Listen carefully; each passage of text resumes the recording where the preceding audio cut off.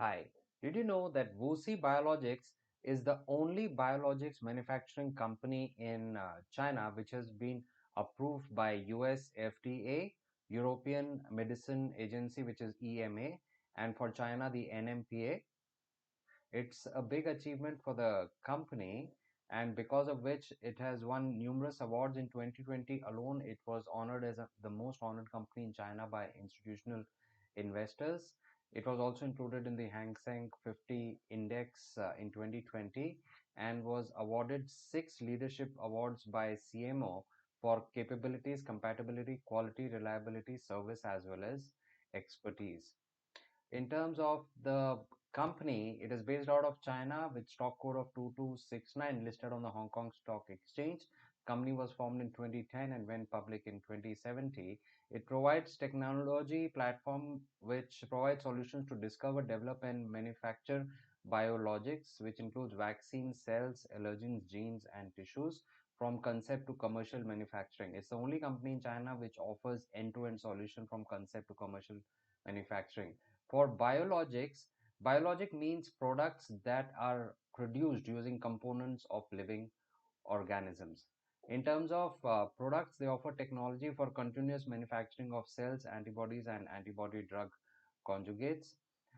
Second line is mammalian or microbial and viral, where they offer manufacturing of biologics from mammalian cell culture as well as production of plasmic DNA. They also offer gene sequencing and extensive flexibility to support the complex drug filling processes of viral products and vaccines. Next product line is bioconjugation, which is manufacturing platform for antibody drug conjugates.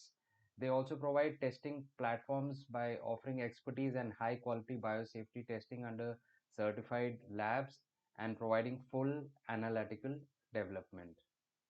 In terms of quality, they offered world class quality systems, and it is the first organization in China to be approved for production of a commercial biotherapeutic.